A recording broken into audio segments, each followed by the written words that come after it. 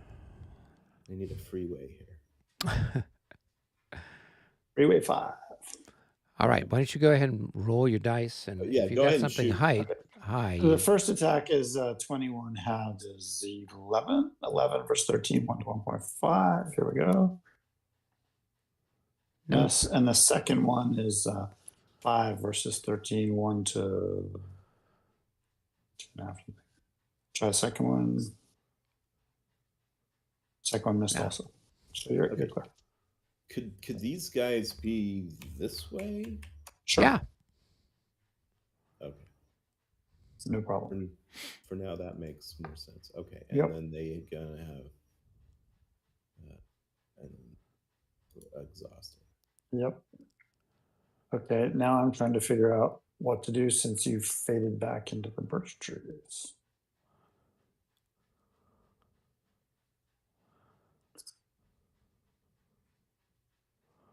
That's starting to only get one direction forward.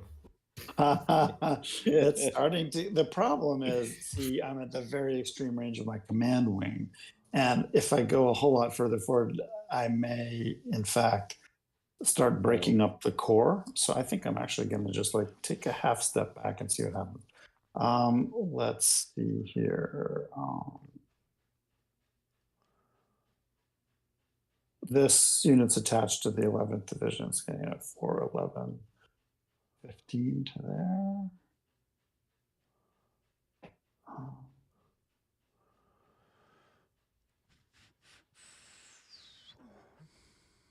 All right, you got the time. You could just shoot at me for a while. Exactly. Rather than overcommitting into the, like, I'm not sure I want to stick my neck out all that. You have a lot of cavalry back there, so I'm going to be a little thoughtful here. Let's try this. 3, 6.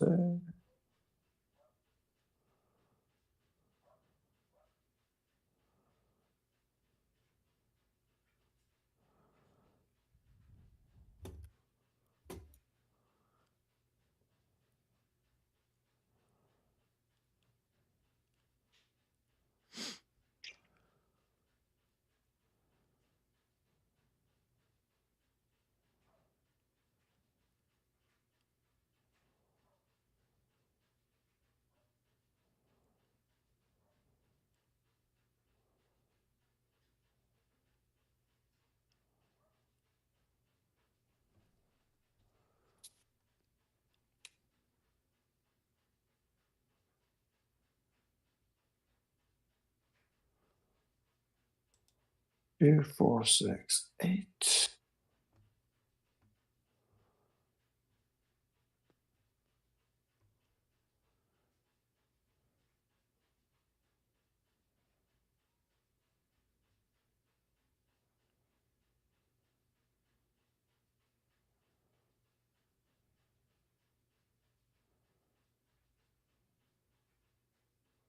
Or 5, 7.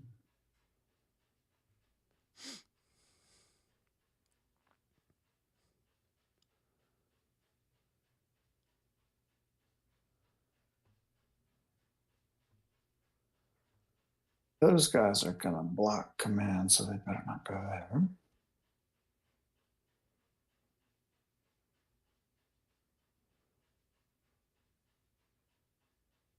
Oh, Dave moved the guard, didn't he? Yes, Dave moved the guard up. So they're coming to your rescue, Robert. There you go.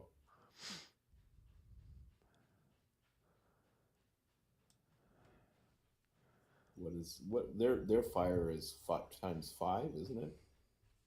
And they have a wicked capability called the Old Guard Charge, which is they can like launch a cavalry charge as infantry. In effect, they're really, really powerful. That's kind of scary. Yep. Oh, I remember that. Totally overpowered. Wasn't it? Didn't they also? You could force march them like long distances, and they would never like. Yep. Yeah, Yeah. they're really good at that too. They're really frightening.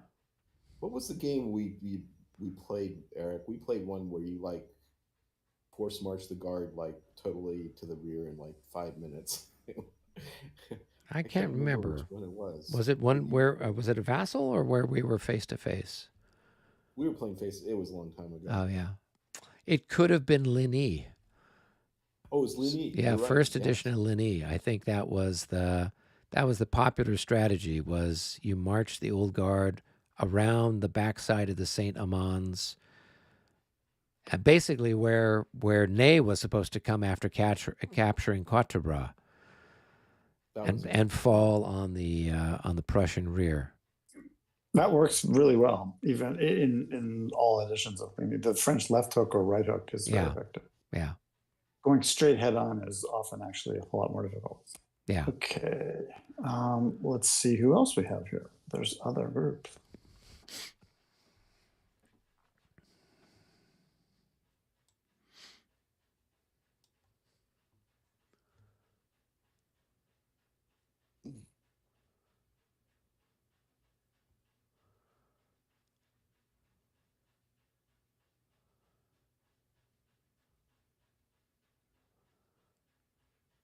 This guy's going to move before the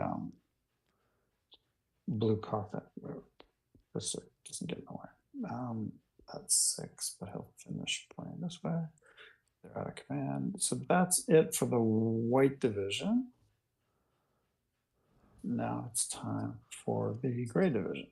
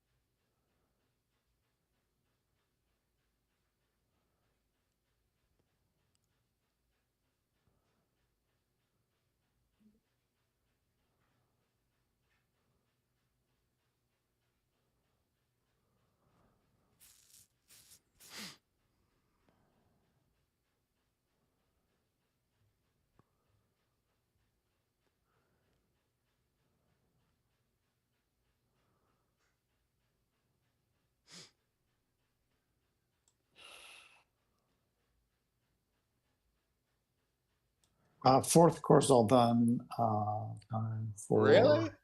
Nope. Robert, Time for whatever's next. Yes, Dave. why didn't you follow the plan? What plan? Of your disordered units up there? Oh shoot, I forgot. You want to do something different with them?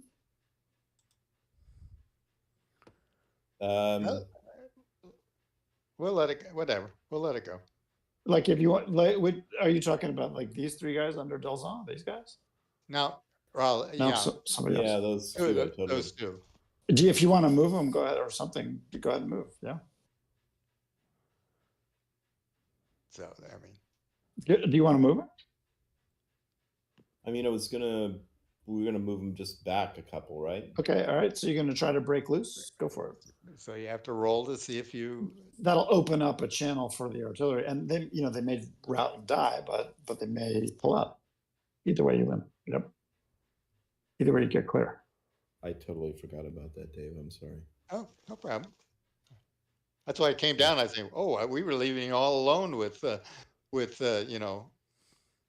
all the Russians, and I was going, oh, maybe we should pop down there and see what he's doing. Okay, so you're going to roll a morale check to try to leave. Right. Yeah, So, and let's see, they're half Oh. dead, which makes -6. 6. And then they're on They're on level 2, so it's another Level -3, 2, and then they're disordered, so that's another 9. -3. So you got a -12. no problem, right? No Yeah. problem.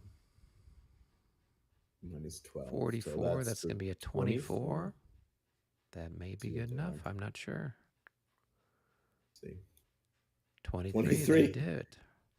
Wow. Great. Okay, I will shoot at them. I have 6 firepower versus is it 8, 9, or 10 with the disorder? It's Oh. disorder in the brush, I believe, is 10. 10. Okay. 10. So it's 6v10 is 1 to 2. 65, that's a Bingo. hit. Yep. yeah. I think I'd take a morale check again. This one has an additional -6 because they took another. Well, they lost half of their, half so of they're going to have their- a -18. Right. So that's still going to be a 24. I made it. Oh, those guys are Légion d'honneur. So Okay, so we'll move them back to 2-4. Great. 2-4, Good yeah. stuff. Okay. Next. and then these guys Who's here. next? So they've they're got all the same half- thing. They've got also a -12. 12 to start off with. That's going to be a 13. They're no. going to rout. So they're out. Top guy dies. Second guy just pulls out. Okay, so this guy goes on to. Where does he go? Where do we put him? We're putting on him top, over on on the where that says the core. First core. Little yeah, red, yeah. little tricolor over there. And you're going to plunk him down with all of his other dead comrades. Yeah, there's nothing there, of course. Okay, and that's and then this guy takes a loss too, or just the top guy took a loss? Do they both die? The bottom guy pulled out, and I get to shoot at him. which I No, will he's do. routed. He's routed. You don't. Oh, he's get to routing. I don't shoot. get shit. So he takes a loss for routing. So Oh, he's dead too. Then they're both Nope. dead. there you go. So they're both dead. But they did clear the fire zone for the artillery. Okay, now I have to decide what to do about that artillery. Like, so now those battalions on the wing are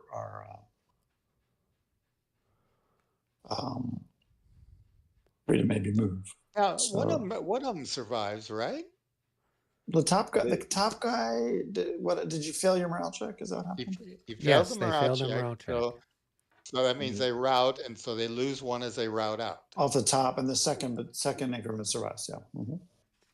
So he survived. So one of them survived. The Yeah. bottom guy Which survived. Yeah. Mhm. with Okay. one increment. So you If might it had be been a the, firehead, it would have been both, but it wasn't. Yeah. Yep. Okay. So he could go back here with 4 hits. Yep. Yep, and he's routed. So figure out which way he went, I guess. Oh yeah, he has to. so he'd go here and that's 1, and then he'd go here and that's 2, and then he'd head back. So, So 2, 1, 2, 3, 4. 4, 5, 6, 7, 5, 8, 6, 7, 9, 8, 10, 11. 9, 11. And he's got 4 hits.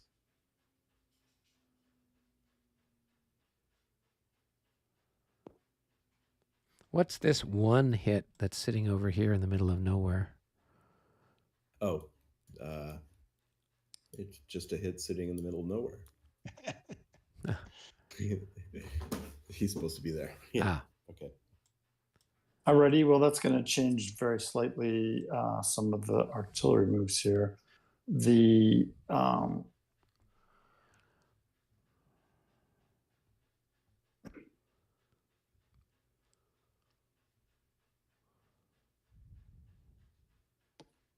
this group here will go here. And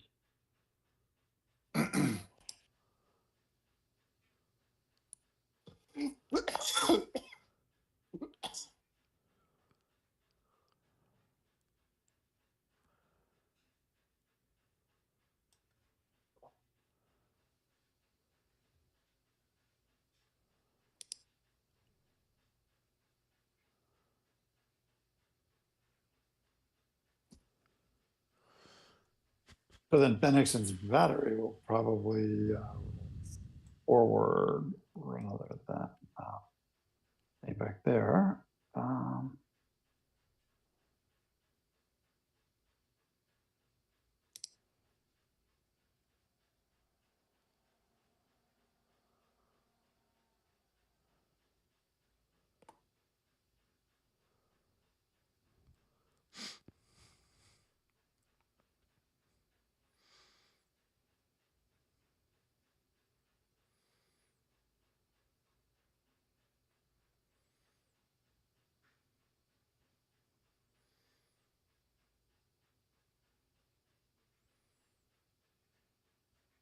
And just make sure they can see, actually.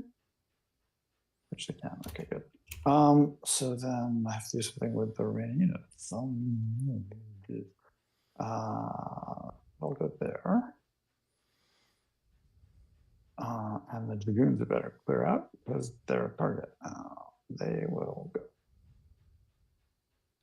They'll hop down here. Or will they go here? That'll get them out of artillery range. Not that they're all that problematic, but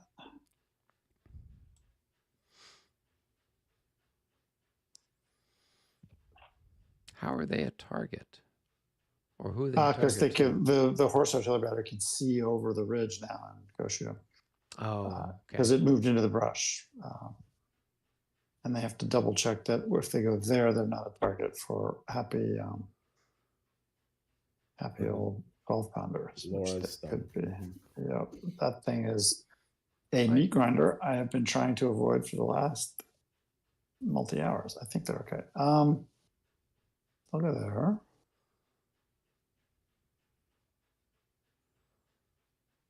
And horse artillery, we'll just stick it out where it is. And then what changed, if anything?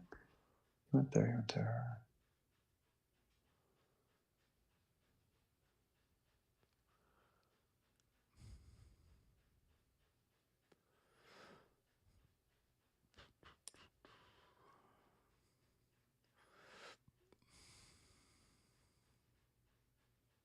Okay, all done. Okay. We are over to the artillery chit. Do we want to do So, artillery here or go join everybody? What's fun? well, I think everybody is here, but what we Oh, can do everybody's here. is Wow. like Yeah. Rick and I can go to and kind of Yep. deal with stuff on our end of the field and catch you guys in the middle. Okay, sounds good. Okay. down to game room. Well, let's go to the lobby, Rick.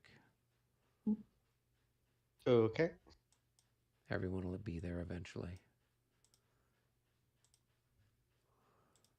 Let's see. All right. Some of the stuff isn't mine, but that's fine. Yeah. Well, you'll have to kind of deal with it, I See if guess, in the even meantime. have So anything. we've got this Polish battery here that's unlimbered. You've got this guys here Well- that are unlimbered. I've got some Well, those guys guys over up here. there I can shoot. The Polish guys aren't mine. Yeah, but just go ahead and do it anyway because Mike's not here. So Oh, good point. yeah, Good point. All right. Yeah. Those guys are out of ammo. They're limbered, so they're waiting till the end of the turn. Polish guys, you're gonna they don't combine have. anything, do they just shoot, right? So they'll shoot straight ahead. Yeah, they can shoot like that hex there. Mhm. So you're going to have 14 and 14. You're going to have 28. And let's see, my fire defense skirmishers is 15. So you're going to have 1.5 to 1 1.5. odds. And then it gets shifted for being close, canister? No, you or got to no? be adjacent for it to. Adjacent. Yeah, Okay. yeah. So All right, let me roll that. 35 at 1.5 to 1. Nope, that is a miss. Okay. So update their ammunition. Oh, they have a leader there. Well, Not but that it even with a matters. +1, that gets Yeah. you what, up to 36. You need to get a 42 or better. Yeah, no worries. Yeah. All right. Going over, I think it's your stuff. Okay. I'll have this hex fire on those guys there. So it's going to be 14 plus 6. It's going to be 20. 20 to 12. That's going to be 1.5 to 1 also. Let's see what we get. 14. That's going to be a miss. And let me go ahead and update their ammunition story. Okay. Good. Then it's your guys over here. Here, yeah, those guys, I guess, have to shoot straight ahead, right? They could shoot. They could, yeah, basically they could shoot here. They could shoot here. I don't know that they could shoot here because it's along the Hex spine. Yeah. hex spine. Yeah, so you could Um, fire on the let's just shoot straight skirmish ahead, cavalry. fine.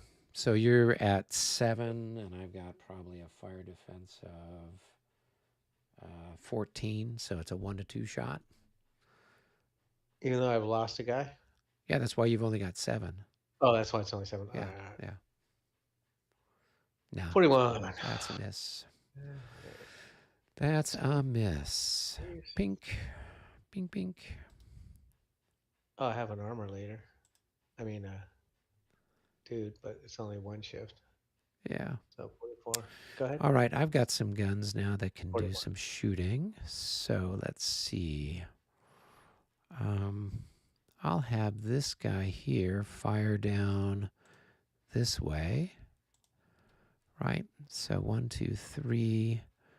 So we're going to have 12 to 6. We'll have a 2 to 1 shot there with a +3 for the stack.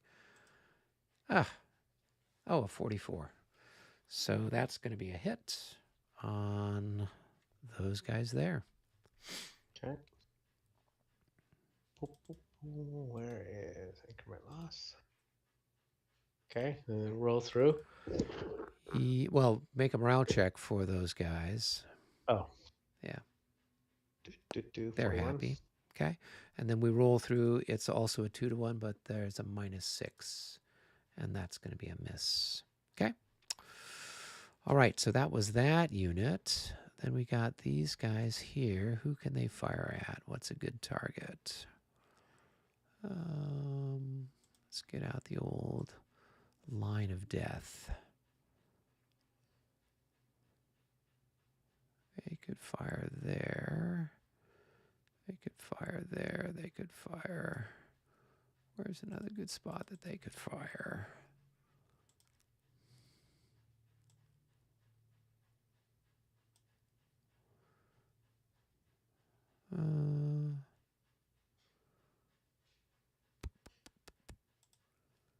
That's probably not a bad one.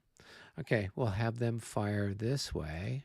So, oh no, that's not going to work. Yeah, we'll just fire down the line here. We'll shoot at this guy here, The and heavy then it'll roll through there. So 1, 2, 3, 4. It does roll into brush, Yeah, it rolls into, but it doesn't. not through. It doesn't Okay. go. Well, let me double check and see. Let me see what it says. Brush. Line of sight. Okay. Ricochet. Artillery which targets the following hexes terminates in them. Okay. Ricochet may bounce into but not through the following hexes. So brush, it can bounce into it, but it won't go through it. Okay. So, yeah. All right. So we've got on this guy here, he's disordered. In the clear, he's cavalry. So it's a defensive 8. So it's a 1-to-1 shot on those guys.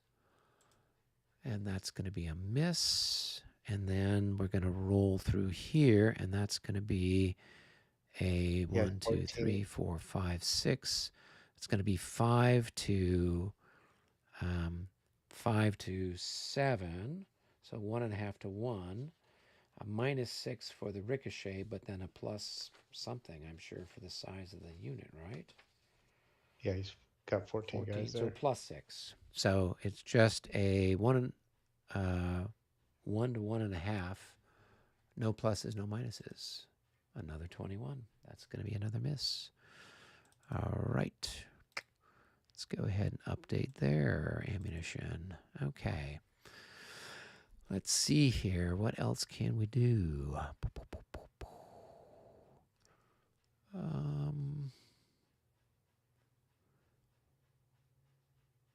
You've got 5, 9. Okay, so we can fire. We'll have these 2 guns fire on the hex with Marat. Mm-hmm. So that's going to be 1, 2, 3, 4, 5. So medium range, so 12. And 12 is 24. And you've got a big target there. So you are a defensive 6. So it's going to be 4-to-1 with a +1 for my leader. 63 becomes a 64 at 4-to-1. It's probably 2 hits.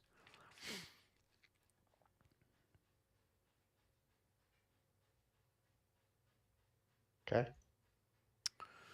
All right, not much left of that poor guy. Morale check. Yeah, you got a +14, so. I don't know. I wrote a 13. Well, it's even then. I think your guys are like 16s or something. Yeah. 15. Yeah. So they don't. Oh, care. do they even get the? Yeah, they get the modifier? bonus for him. So they'll No, be. no. I was saying more of like I thought if you're, is it 14? When you're elite, you don't get certain modifiers. Well, just I die to think the you'd man. always get the modifier for the leader, right? I thought elite. Oh, no, was you always 13 or get that. below. No, Yeah. it's the negative one, whether you get Right. the negative ones. I don't remember which ones they were. Yeah. Go ahead. All right. Let's see where our fire carries us. I think it will.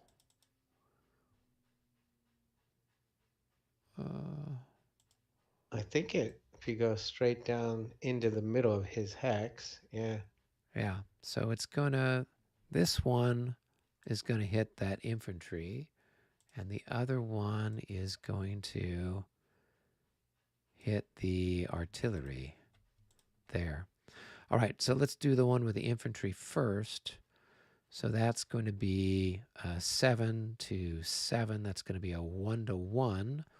No pluses, no minuses. And that's a miss. And then the other one. Does he hit the swamp with that shot, though? The ricochet? I didn't think he hit this. I didn't think he clipped the swamp. I thought he. Okay. So I mean, because he's going through the middle of your hex, so he clips the. Yeah, through the middle of my hex. Yeah. Carry on. Yeah. If he was aiming directly at you, yeah, the swamp is Yeah, in the yeah. way, but Yeah, it yeah. kind of clips this and then it goes Mhm. here. And I don't know what they've got there. Just unlimbered gun. Yeah. So I don't know that I Limbered can. gun. Well, Is it limbered or unlimbered? Oh, it's limbered. He's Okay. limbered. So it's got a fire defense of what? Disordered limbered, for what it's worth. Yeah, they don't have it. It's just worth 6. So I'm going to have 7 to 6. It's a 1-to-1 then with a minus 12. Can I even hit it? If I rolled a 66, that's going to be a 46. So no, I can't hit it on a 1-to-1 shot. All right, then the other one is going to roll through here. And so that's then going to be a 1-to-1 with a minus 6. So that one I need to roll something in the 60s to get a hit. And I don't. Okay. All right, let me go ahead and update there. Ammunition. Okay. All right, and then we move over. I don't have anybody else that's kind of queued up until we get over here where I've got some guys that can shoot at Dave's troops. Lucky Dave. You want me to go get him? 1, 2, 3. Yeah, we can go see what he's doing. I can just go grab him, tell him come here. Okay. I'll be right back. Cool.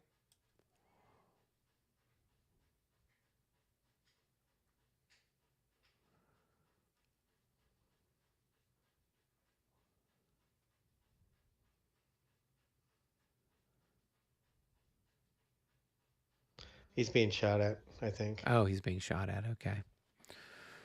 All right. Well, that's exciting. I mean, we can jump down there if you want. Yeah, That's something let's we go can do that. Join the fun down there.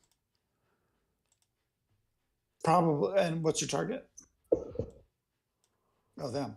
Yeah. That's right. Yeah, go for it. That's good. That's good. Good odds. Yeah, of course, they're down a hit, right? So it's 12 plus 12, 24 plus 24 plus 8, 32. 32 to something. 14, Skirmishers. 12, Yeah, 14, 14 in the That's clear. best. miss. Plus, do you have plus something? Plus 1, 16. Yeah, miss. Oh, well, you tried. Yeah. Sometimes the odds don't work. Yep, your Molov can hit the disordered battalion out front. Okay. And he misses. That's got 8 fire defense. You've got 2, 4, 5, 2, 4, 5. You've got 18 plus 13 ain't gonna get it done. 18. But yeah, we'll see though. You got a good leader. You have 26. It's 3-to-1. 3-to-1 plus 5 is a 22. I think it's just a hit. I think you got him. All right. 3-to-1, yeah. 22 or better. That was this guy here. Yeah. So you just barely got him. The leader, making use of the leader bonuses is a really important thing. Got it. He stands. Passes it right. And does it ricochet into the square maybe? That's a hit.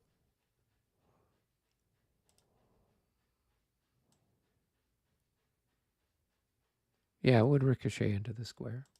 Well, yeah, but one of them might not. That's Yeah, but it's the big heavy gun that's 9 to 6, right? 1.5 to 1 minus 1.5 to 6. 1. 50, With a 61, that's still a hit, yeah. Yep. If you'd rolled something less, right. it would be a different story, but you goofed me up because whatever you did, you checked line. Okay, never mind. It's back. yeah. It gets into a state if both people are checking the line of sight, whatever, and you Yeah. do the same thing. But, all right. So what's the? So this guy takes a hit. And so then he's going to have to drop out a square because he doesn't have enough to. So he automatically disorders, right? It's a disorder.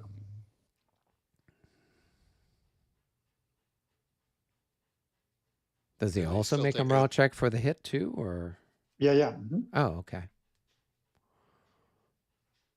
Hey, 66. That's a He's good. happy. Oh, what a roll. Glad to use that right then and there. That's sweet. Yep. Wow.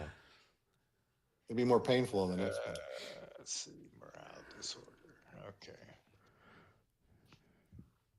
Mitch, are you sure you don't want to take the shot down at the little 3-point battalion or the cavalry skirmishers up on the hill?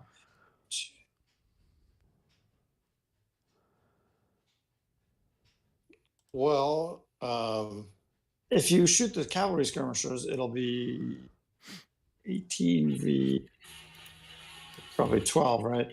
Be 1.5 to 1, and then they will probably ricochet into the 4-point battalion behind. Or if you shoot the guy down low, it'll be 2 to 1. Point is to send ammo downrange. Are you, All right, are you talking about from here? Yeah. Because all those things add up. You know, every hit adds up. If you hit the little battalion, if you happen to hit it, it won't be able to form square, for example, which may help with cavalry next turn. Or if you shoot the cav skirmishers, you may ricochet through the infantry, and hitting cav is always a good thing. Right. So Well, he can only shoot it with he can only shoot it with the one battery to get the ricochet to the other. Or if he does the skirmisher, then only one battery would be able to hit it. I could target. He has to target that hex there. If he right, and there's so you have kind of your choice. They're low end targets, but it's probably worth the ammo. It's a 2 to 1. You know, plinking a hit on the 3-point battalion, not a bad thing. Here it is. Plinking a cap hit, not a bad thing. 2 to 1. +3, right? Yeah, maybe. 32. Was it 2 to 1 or 33. 3 to 1? 33. One shot. That's one hit. No, It's 33 is a hit. 33 is a hit. At 2 to So 1, you got yeah. him. Good shot. 33, but he only got a 32, right? No, I got 33. 26 plus 3. Yeah, so that's 33. All right. Okay, I thought you said 32. I did. I said it wrong. It's like at this point, every little hit counts, and you know you're not down into your second half of your ammo. So you know, take them when you got them. You never. Yep, all adjusted.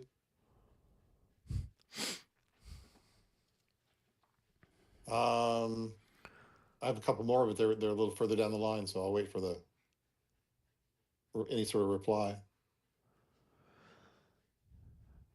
Well, Rick and I have kind of handled things on our side of the map, so we're kind of over there in the Seminoles. Yeah, but there's a couple guns back here. Oh, okay. I don't know what Napoleon's doing. All right, so I have this one shooting at that guy there. So it's 1 to 2 plus, is it? +3. Yeah, plus 3 and plus. Is my officer next to that? Yes or no? Yeah. Oh, so plus 5. And, so now Best 6 1 I've ever seen.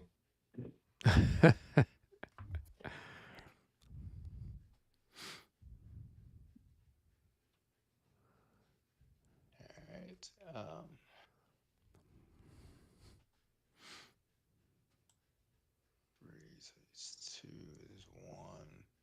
No, he can't do anything. All right. All right. Let's see who.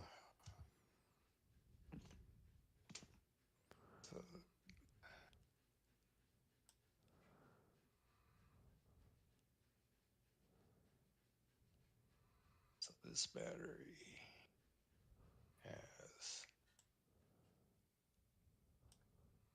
11. I think I can only shoot. All right, so the one Napoleon is on. Yep, so you've got 11 to 6, so 1.5 to 1. 1.5 to 1. With a plus something. plus big. The Plus best 40. you can do is one hit. So, Nope, that's a miss. and all right, let's see now. Next Some door. wet powder back there. All right, so you could the ricochet will roll through. Does everyone have a range? Yeah, to range of 12. So you're at same thing, 1.5 to 1, but with a -6. All right. That's going to be a 46. 40. That's a hit. Any way you slice it. Okay, I think that was his first hit. Yep, and let me roll for him. And he's happy. And that's all for that ricochet. Let's see. That battery next, I believe, has a shot at. Let's see if the far one also can be in that. Let me look at that.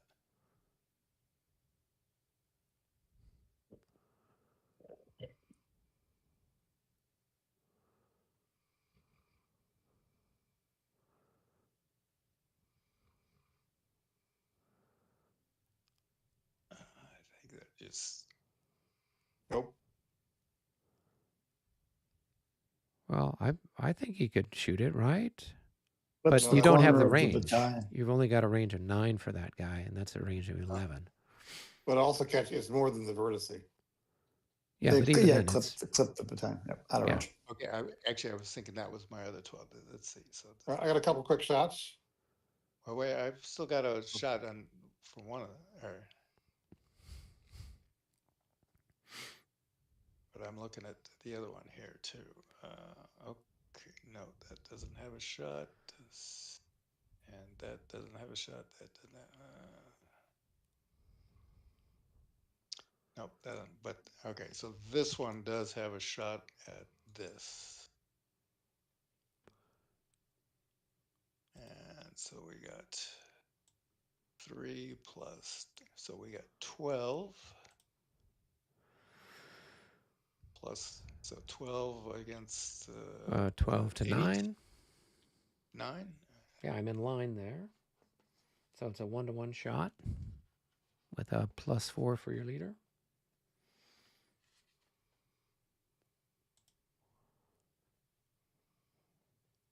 David, did all those guns have ammo? Oh, one of them Yep. doesn't have ammo. You're Oh right. no, yeah, you're right. One The of bottom one doesn't. So you've got so only 3. It's a 1 to 3 shot with a +4. Good leader though. Yeah, if you roll in the 60s. Yeah, I would go for it. A 1 to 3 plus 4.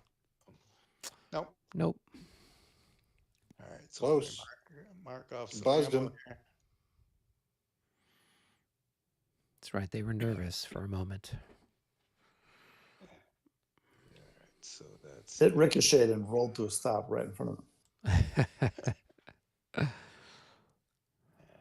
some ammo. That location there is about where Prince Andrei gets killed or gets wounded, mortally wounded in War and Peace, right about right there. And so maybe the shell landed and it's spinning around. He's watching the fuse and he's thinking, will it go off or not? Either he ducked or that one fuse didn't go off. Let's see. So I've got 5 to 8 Yeah, all right. here. No, I mean, it's a big stack. Are they worth 8 or are they worth 6? Oh, it's a big stack. Yeah, Yeah. they're worth. I have 5 here. It's Yeah, disordered, 5 to 8. It's Oh, disordered, but you get okay. a bunch of pluses. You get a bunch You're of going to get pluses a for the size. +6 for the You get size. Yeah. +6 or 9, maybe. There's a Yeah, hit. plus 53. 6. Well, that's a palpable hit. Good shot. Chipping away. Every little one counts. Like once the heavy combat is engaged, it's like And that's the kind of unit that's like a creme de la creme little hit. it is. Yeah, Hey. take the shots. Yep. All right, I've got these other guys on the other side, but this guy's in the way, so I couldn't combine. Not that I had a Hit leader this- anyway. Hit the square. Yeah, hit the square. There we go. Probably, maybe, I don't know, 5. So it's 1 to 1.5. Is there enough stacking there that I'm going to get a little bonus? 16 stacking, it might be quite a bit. Yeah, he's got 16 there, so you're going to have a plus, probably plus 9. No, it's a plus 12, so it's going to be That's a a hit. 66. Yeah, so a hit. Okay, on So- that stack there. Big roll, little roll here could just wipe that whole thing out. The What? Just one? Just one on that. Yeah. Yeah, on the top unit, and then I guess make a morale check for what it's worth. Although I don't know that they can fail, right? They get a +6 for being in square. But there's a minus for the other guys. Oh. But I'm sure they're. Okay. I'm That's sure fine. they're fine. Yeah. Because they're. yeah, once the action kind of Actually, joins they're in it, elite, so they don't. Yeah. once the action in this Moscova game gets to long decreasing down towards medium, sometimes the artillery crossfire is just flying everywhere, and the attrition rate just goes up. And I don't know if there's a roll through or not, or it'd be sufficient. Well, it would roll through into probably this So X here, leaders, which or is it's a skirmisher. there's a skirmisher. I don't think you've got the odds. It's going to be what, 5 to 14, a 1 to 3 with minus a -6. 6. Yeah, Nope, you got can't it. do it. Thank Yeah. you. Okay. I've got some guns that can fire. I got these guns that are right here next to this square. So they took a hit, so they've got 12. But you're a big stack, so you should have a fire defense of, is it 4? If it's 10 increments or more, it's 4. So he's got 7 plus 10. 10. Yeah, so it's going to be Fire 4. defense. So I'm going to have 3 to 1. 9. No, you only have 9. You got 18 at that range. Right, divided by 3 is 6 per increment. So that means I have 12. So the Russian guns have 3 increments, David. So I've lost a third of 18. So I have 12. Okay. Yeah. All right. So it's going to be 3 to 1. And then what's the shift for being adjacent? 2 Solemn. So then it's up to a 5 to 1? Yep. Yeah. Yep. Oh, nice. Okay, let's see what we get. A 16. Well, that's good enough for a hit. Still a hit. A hit's a hit. We'll take it. Yeah. Yeah, and they pass there.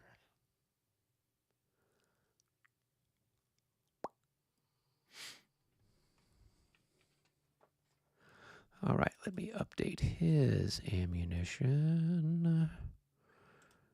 Okay, now I've got this guy here, and I'm not sure where he can shoot. I know he can shoot down this way, but I'm not sure who he can hit given the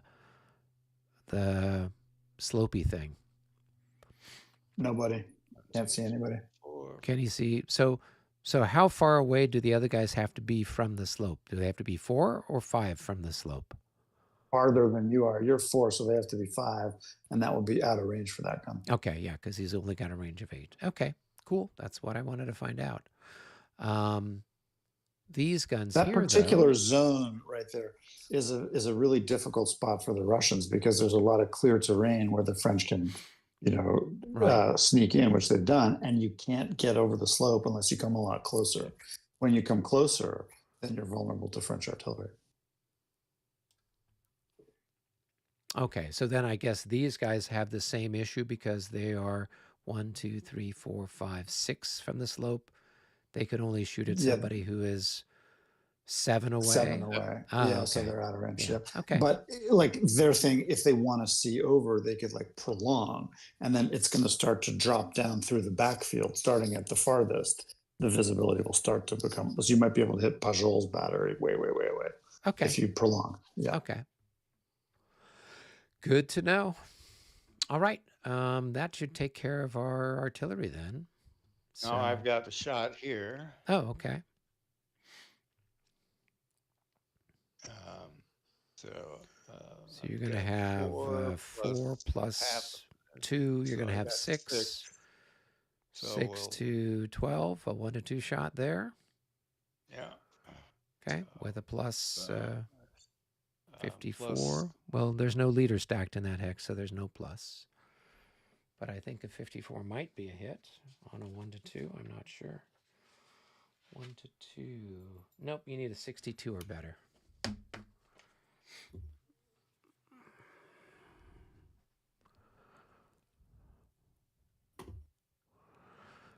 All right, mark some ammunition, I guess.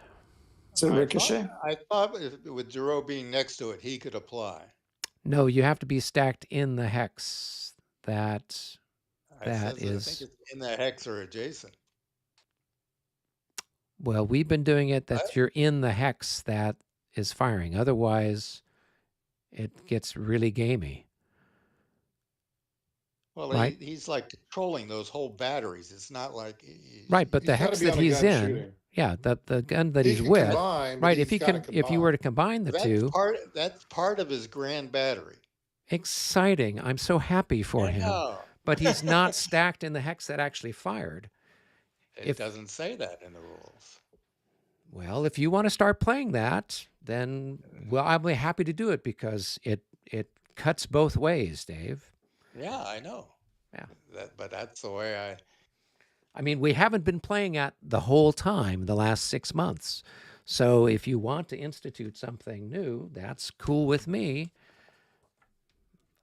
I think you might detect the sarcasm there slightly. But we hadn't been doing that. Because when I had something, they're like, nope, he's got to be stacked in the hex. You can't be straddling it or whatever else. So I hadn't been using it because I had the opportunity when I was firing over on my side. I've got a leader over there stacked with him, and he's only firing with the guys that he's actually stacked with, unless he's combining I both wasn't aware things. we were. As I said, I believe it does specifically say that, but I didn't know we were not playing with that. So, okay. Yeah, if normally he'd be able to combine the two, and then you'd get the benefit. But we've had lots of cases where only one hex has been able to fire out because of these sort of lines of fire. And when that's happened, then if the guy's not stacked with a hex that's actually firing, you weren't getting the bonus. So that's how we've been doing it. So, all right, but you do get ricochet. So you're going to have 6 to 6. You'd have a 1 to 1 with a minus 6. I didn't hit anything. Okay.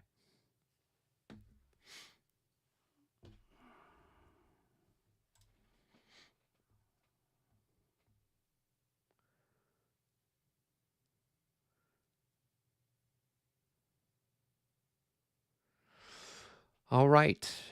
I think that takes care of the rest of the firing for the moment. So now we can go back to the cup and grab something. So French number 8 and French number 1 and Russian number 14. So 14 is my Cossacks. I don't know what 8 is. I know what 1 is. I've seen that plenty of times.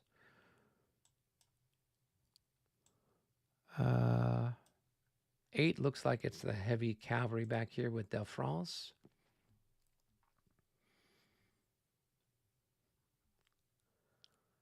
And 1 is Compans and Davout.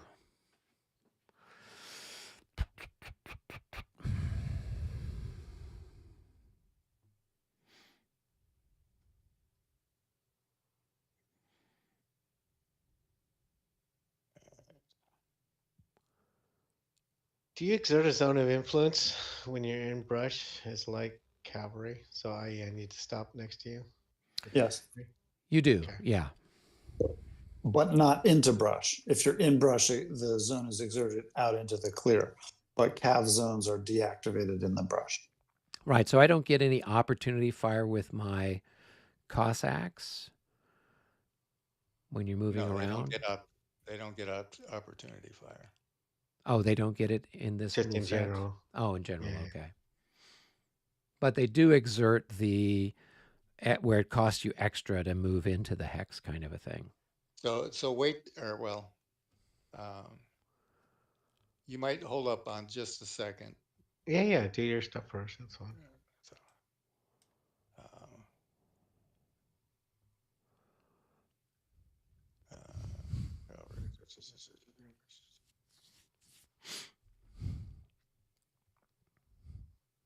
I'm just checking something on this.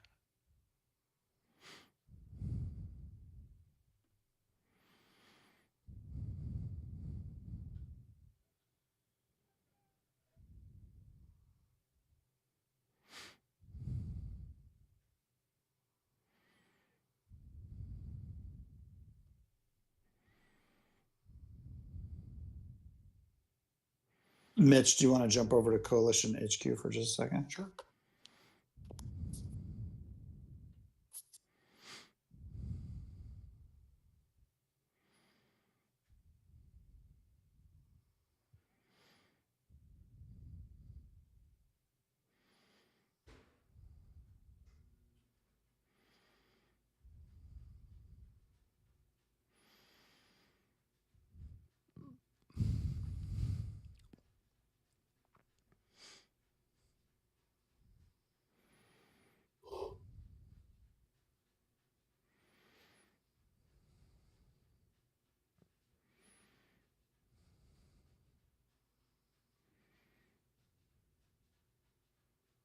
Hmm.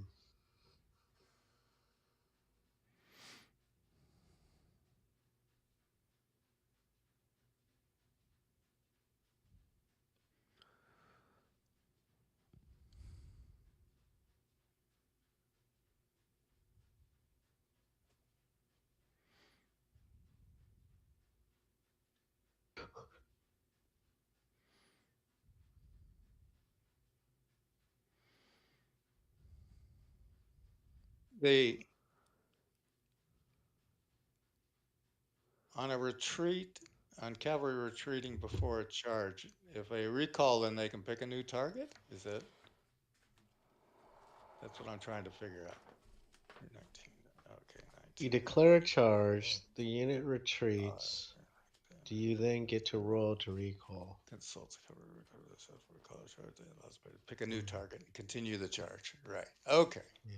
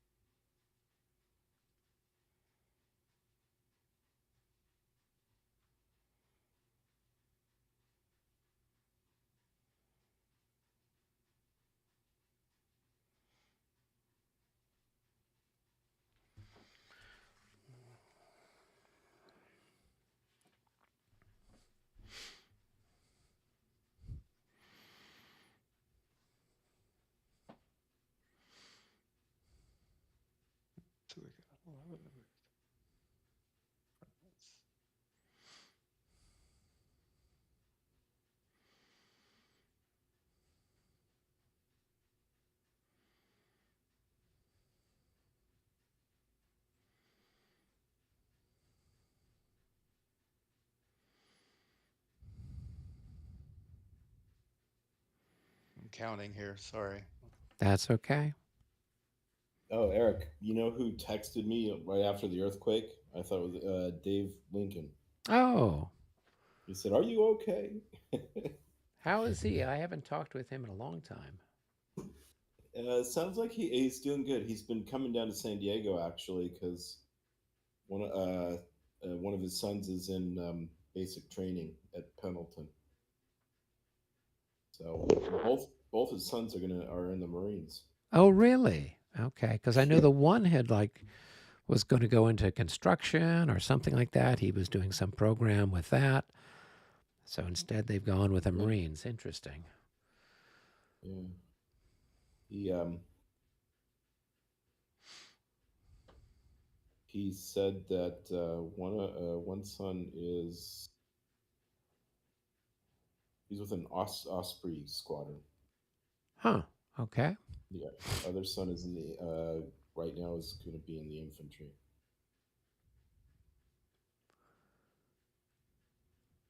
How's William doing? I just heard from him just like 5 minutes ago. He's been at the National Training Center out in Barstow, near Okay. Barstow. So he's been there like 3 weeks. So he's headed back to Texas on Wednesday. Cool. And he's going to have a new job when he gets back. He's going to be in a new unit that trains soldiers from other militaries. Huh. That should be interesting. Like other nations' militaries? Mm-hmm. So our allies, whatever allies we have left. Left. Yeah, he still needs it to be signed off on, but he made the selection, and so he thinks he'll stay there and be assigned to the Middle East. Oh, interesting. Yeah. So sounds interesting. It's a lot of you get when you're at home, you're doing all this training to learn stuff, and then when you go overseas, you teach it to people. Cool. So, yeah. I just wanted to pipe in. This is Matt. Hey, I'm a Matt, how little are bit- you? I'm well, but my son's at Pendleton too. He's going to be there Oh. for the next 3 years. Get this. He joined the Marines. He was going to be a soldier, and they put him on help desk. So he's doing tech support? Yeah, he's doing tech support for Marines. Wow. Oh, I told him he's going to have a whole box of crayons to go through for each guy. there you go. I have a student right now. He was 22 years in the Marine Corps, and he's in his second week of retirement, and he's utterly lost. Oh, wow. Yeah. He's trying to figure out what life as a civilian's like. So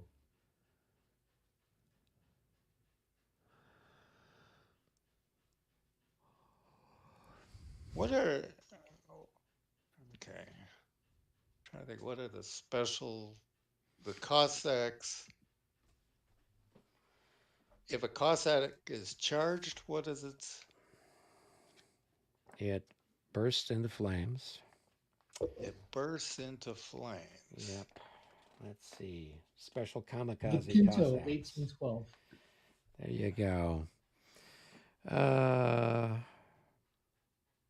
Let's see. They never become exhausted when retreating before charge. As long as they're not exhausted, they can retreat before charge from enemy heavy or light. If charged solely by cuirassiers, carbineers, or grenadiers, they may retreat before charge even if disordered or exhausted. The melee value of cuirassiers, carbineers, and grenadiers is not doubled when involved in a melee with Cossacks. So that's the sort of special stuff with Cossacks. You're not doubled against them. And they don't become exhausted when they retreat. fast and crafty. Yeah, well, they're on those little ponies and they can just kind of skitter away. So 1, 2, 3, 4, 5, 6, 7, 8, 9, 10, 11, 12.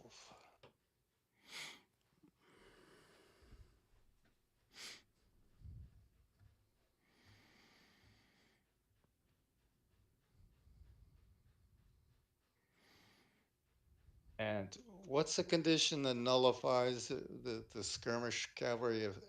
Is it it has to be in my zone, or if I have to be in his zone with if a light infantry or a light cavalry unit?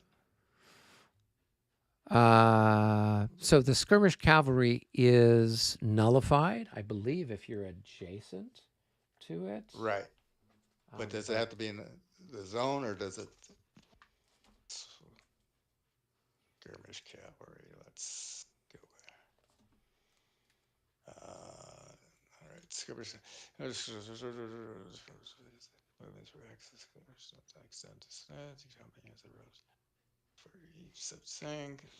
So it says skirmish cavalry. The skirmish is nullified as soon as a formed unit, enemy light is in one of its adjacent hexes. So all you have to do is be adjacent. It doesn't look like I've got to be in your EZOC or you've got to be in my EZOC. All you have to do is be adjacent. All right, so I can be okay. So now let's see. When I reach there, you can see me here if you, perchance, want to. I don't think I can because those are your skirmishers, right? Can I see through your skirmishers? Yeah, you can see through my skirmishers. Oh. Skirmishers do not block line of sight. Oh, I was not aware of that.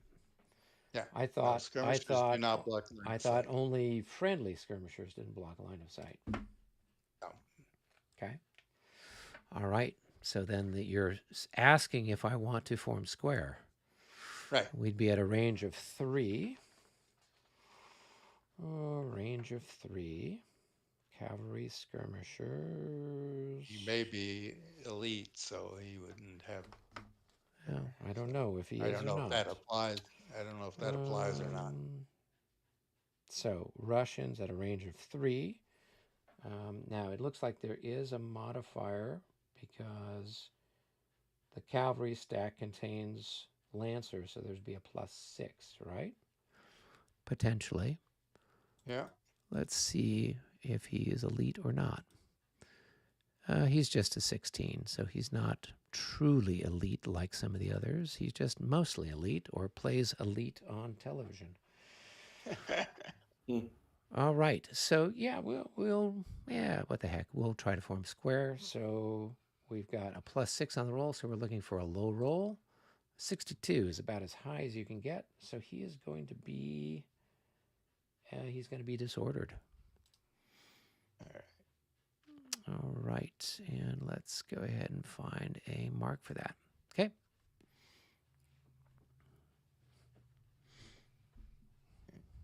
Let's see. We'll end up there. All right.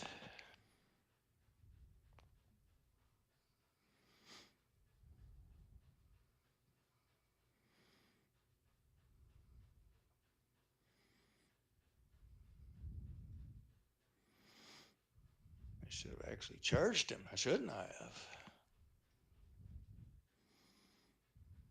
But you still can, couldn't you? That's true. You would just mark him charged, and then you'd move whatever the other guys are.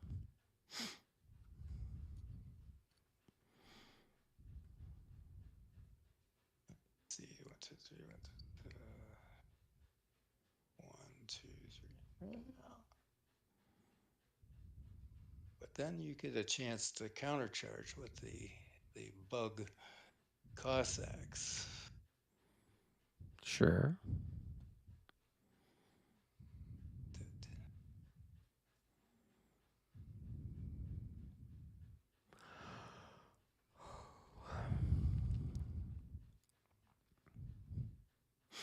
All right, that's worth a. We'll mark him with a charge, whatever unit. Charge, okay. Okay. And let's see where we want the rest of these to go. 3. 3. Do I want?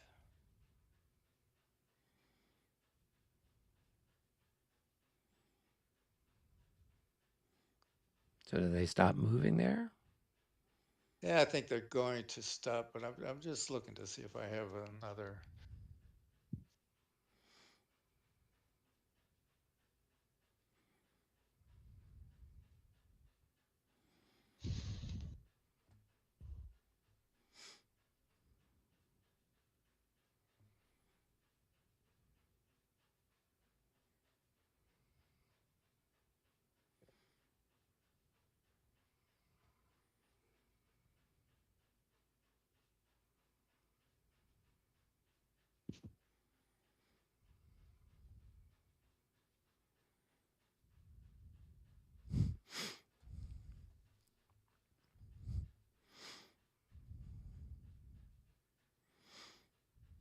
Sure.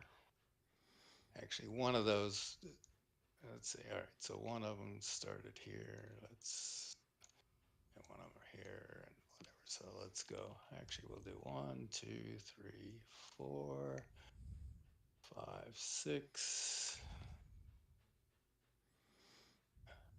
7, 8.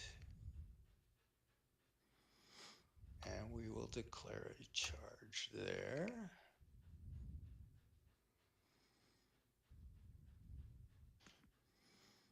And let's see, we'll go to here and we'll go to here. And let's see who we got here. We got DeFrance. Who's the guy underneath? That's probably Wolfgang. So he can go there, and DeFrance will go 1, 2, 3.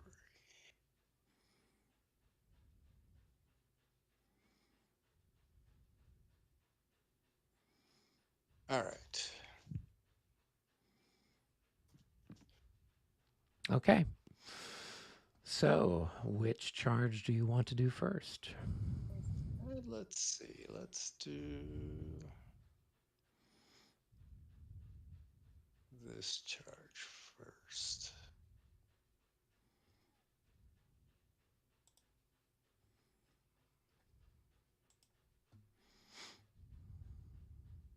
Two, three. Okay. So, when you go through these guys, do they have to go back and be disordered or something? No, I can charge through them. If they were one hex forward, I could still charge through them, but then they would have to displace back.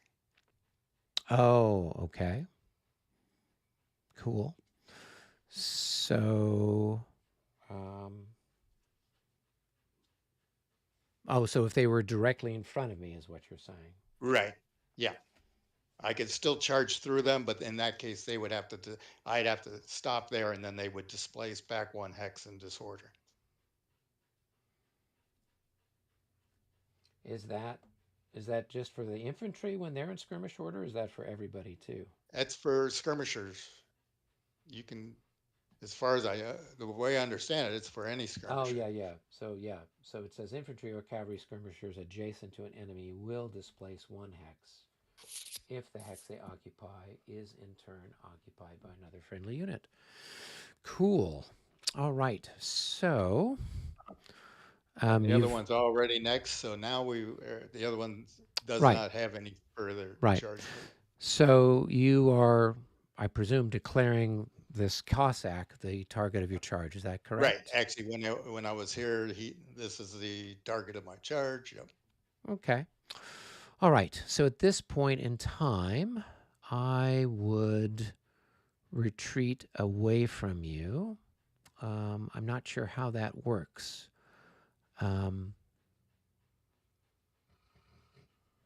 So I guess I could slip either way, or Yeah, you can slip either way, and your skirmishers, so you can pass over your cavalry or whatever. right. You could also conceivably try to form up, roll a morale check to form up, and then take the charge, get hit by the charge. Also an option.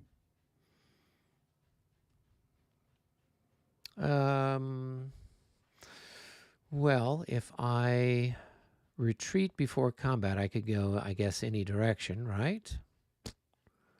So can I go over this way? or I can go that way. I can basically go any way. Any way you want. Oh, okay. Well, let's see here. I know that my movement is coming up next. So if I move him, will I be able to move him when the Cossack leader chit comes up? Yes. Oh, okay. This is an independent free move. Well, And only if he's in range of the leader. Yeah. That's what I'm saying, right? So the idea is, I would want to move him maybe this way, so that way the leader is going to be he'll be within range of the leader. So let's go 1, 2, 3, 4. So 1, 2, 3, 4. That should be fine there. Yeah, we'll just park ourselves right there, I guess.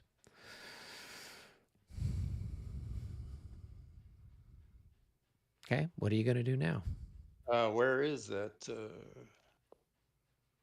Where is the leader over there? Oh, He's right here. He's under the activation marker. oh. Yeah. Then he's got like a range of 6 anyway, so. All right, so I move into the hex, and then I do try and recall. That's 1 die, right? Or Yeah, it's 1 die, and go ahead and roll. And if I think you want to get something on the lower side, that's probably good enough. French are on a 1 through 4, so you can recall and either stop your charge or pick a new target.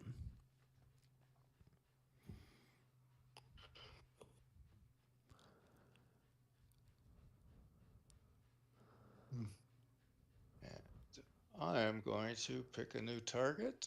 Okay. Of this one here. All right, I will try to reaction charge you. You can't. I'm You're reaction not in charging you my- with this guy. That's an officer up there. It's an officer who's standing on top of the Novgorod Cuirassiers. So, And how is he going to get there? because if I reaction charge you, you have to move towards me, right? So you would move here, and then I would move there, and then we fight. Yep. Isn't Eric, that you how can it's only done? yeah, but you can only launch the charge, the reaction charge, if you could feasibly reach him, and there's no move that unit could make that Ooh, would I don't know if I allow agree with contact. that. Yeah, that's. Let's get this one squared. I'm not sure I agree with that. Let's look. I mean, you're definitely in the reaction charge zone for Oh, sure, yeah. no doubt. Right. The question I is, wasn't even aware can- he was under there, but yeah, you know, the question is, can you launch the reaction charge? Because I thought it was you just have to be able to meet at the hex in the middle. No, That's kind of the way it works in 3rd and 5th edition. I think it pretty explicitly says in this one, you can't, if you have a feasible path, you can roll for the reaction charge. If you don't have a feasible path, you can't do it. Let's see. You have any idea where And you're yeah, it'll be under the it's in reaction reaction charge, yeah. section.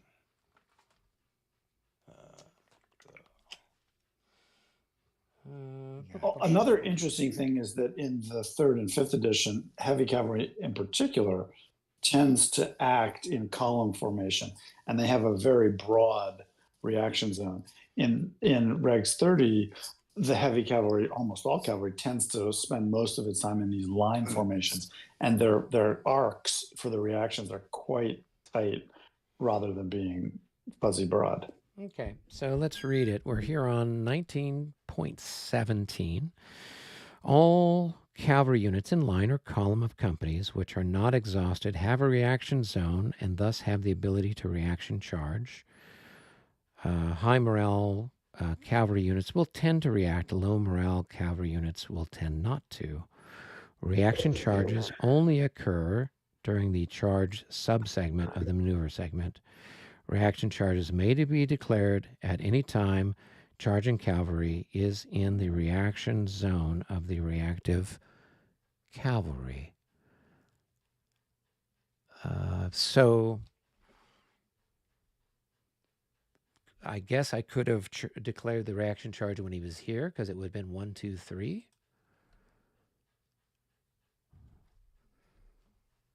So do you have a feasible path to reach him even if you do that? Yeah. I mean, my zone There's a comes path. out There's a in the path from arc. here to here, Yeah.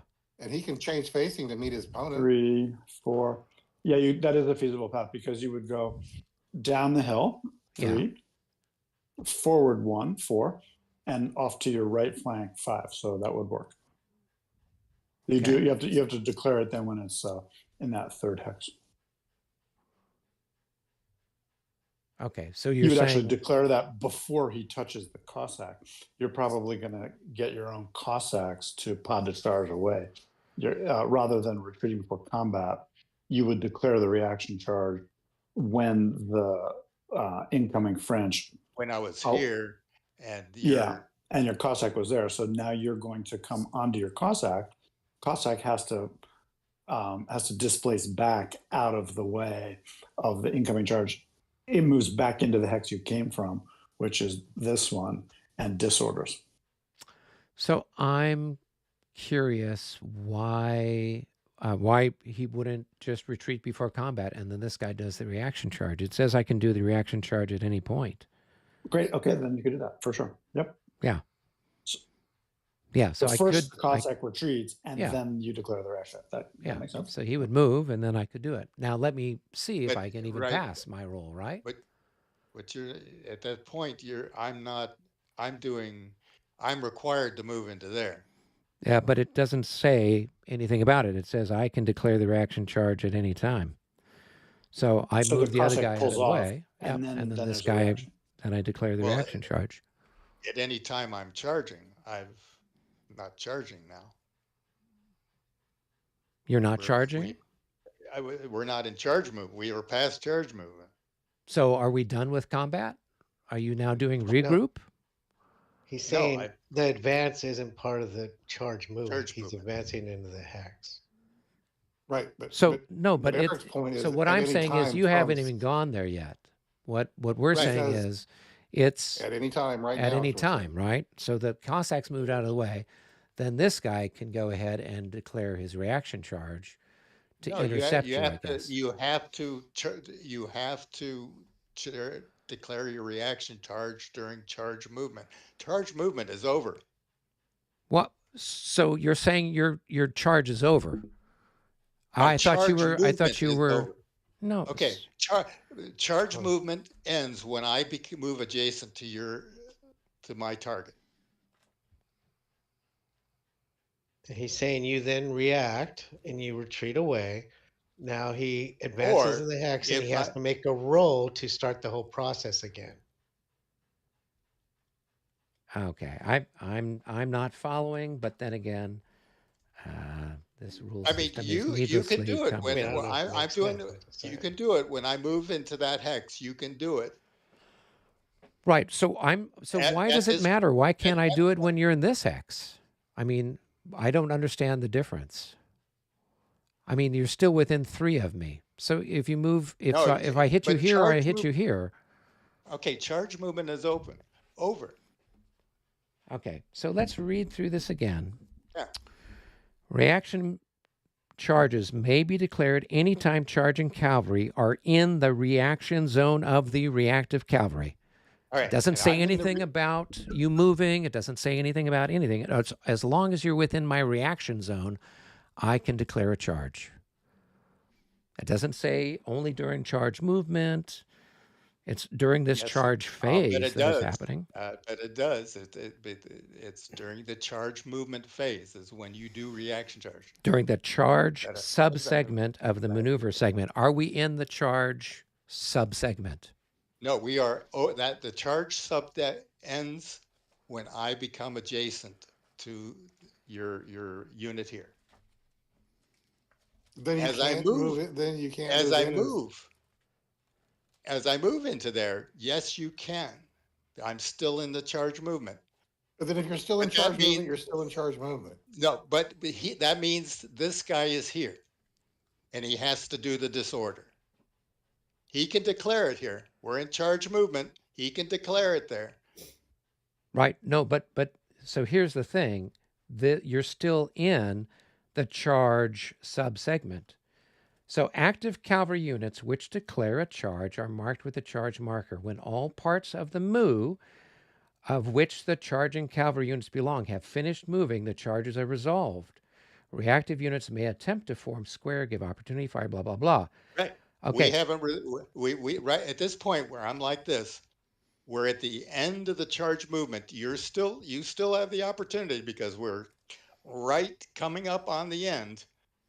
But once you say accept my attack, we're out of charge movement. Nope, you're not.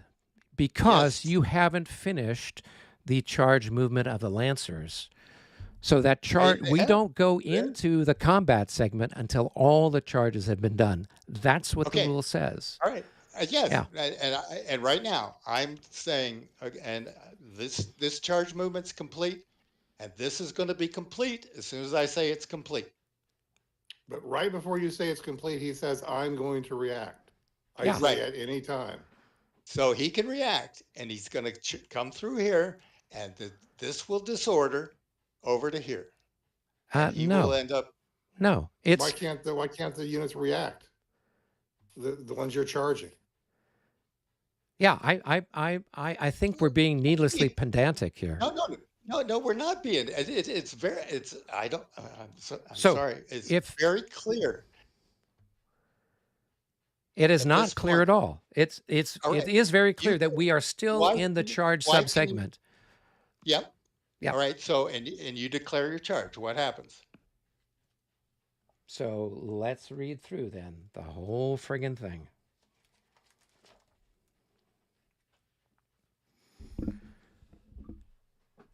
So we have the enemy reactions to charge, right, during the charge procedures. Okay. We have Once you get retreat to before enemy charge. reactions- Once you get to enemy reactions, charge movement is over. Where does it say that? It's Are part you of the saying phasing. that I form square at 4 hexes away and your movement is over? That's not what it is. No, it's set. Brennan, if you would like to chime in here, I mean, This is a continuity question that is not entirely clear to me yet in Regs 30 because we haven't run into all that many reaction charge situations. In in third edition and fifth edition, it's a lot more fluid where people it's all the charge phase has a pretty long duration. People come and go, they react, the reaction charge is done. Here, there's a bit of a stop-start tempo to the way the rules are written. Yeah, it's not. I think it's either an oversight or it will take a number of runs through to figure out whether the intent by Terry Doherty was to cause all charge movement and stop, and then all the final reactions like retreats. And it's also not entirely clear that, or if when the contact is made, then the retreat happens immediately, where it's more like in the flow of the move. I've read through this a lot, and I haven't yet come to a decision. Right. The movement, if he does here and the reaction, he goes over there or whatever, and then I move here. This movement in here causes opportunity charge chance, not a reaction charge. No, opportunity charge only happens during your movement segment. It does not happen during the charge segment. If you read this, this is not during the charge segment. This is after the charge. The big question, the big issue in the writing of the Regs 30 rules on this point is the question of, do you stop everything at the point of contact by all of the charging units? Like, are there a couple of charges going on now? I didn't quite follow. There are two charges going on. He Okay, started with the So heavy cavalry first. So he still has the light cavalry charge, the Lancers to do. So technically he's still in the charge subsegment if we're going to be persnickety about it. Exactly. Not trying to be And nitpicky. It says it specifically. well, When you we're look at trying the to figure out what Terry Doherty Yeah, intended. I'm looking at section 7.2.2.1, which identifies the charge subsegment being all active cavalry units that are marked with a charge are going to be doing all of their movement. And then once all of it is done, not just one single unit, but all of the ones that were involved with the charge are done, then and only then do you move on to the charge melee subsegment. Right. And this is the position where all the charge movement is done. From this hex here, I Does declare the this retreat before the charge happen as part of the movement component or as part of the melee component? It happens as part of the melee component after all the movement is done. But it's I not. put it in It is our retreat before notebook charge. LM. It's not melee resolution. So melee resolution comes after retreat before charge, right? It's not melee retreat. It's not the melee resolution part. We're still in the charge. Do you guys If want the to read a retreat couple? Good. I was going to say, do you want me to read a couple paragraphs in the notebook LMAI Sure. response? Reaction charges occur during the charge movement subsegment of the maneuver segment when enemy cavalry are conducting charge movement. Once the charge movement of an enemy cavalry is complete and any resulting melee has been resolved, the advance after charge, if the target vacated, is a separate step. This advance is not considered part of a cavalry movement that triggers the reaction movement. If the cavalry is in a reaction zone of the charging enemy cavalry during its initial movement towards its target, you can attempt to reaction charge then. This would happen before the enemy cavalry reach its initial target and before any subsequent advance into a different vacated hex. The sources do not mention opportunity charges, which can occur when an enemy it moves into attempts to move from or spend movement points in the opportunity charge zone of cavalry. If the enemy cavalry advances into vacated hex, triggers your cavalry's opportunity zone charge, you could attempt an opportunity charge at that point. Reaction moves, 19.19, are also possible for cavalry when an enemy infantry or artillery unit occupies, okay, we don't care about, artillery attempts to expend movement points, then your cavalry, yeah, we don't care about that. In summary, a reaction charge, as defined in the rules, specifically responds to charge movement. In advance into a vacated hex after a charge is a distinct action. However, depending on the circumstances, an opportunity charge might be possible if the enemy cavalry movement into a vacated hex triggered your cavalry opportunity charge zone. Triggers your cavalry's opportunity charge zone. It is important to consider the specific sequence of actions. If the enemy cavalry is still in its initial charge movement and moves into a position where it could be then advanced into a vacated hex, a reaction charge might still be possible depending on the reaction charge zone and timing. However, once the initial charge against a different target is resolved and the advance into the newly vacated hex begins, it is generally too late for a reaction charge against the specific move. Right.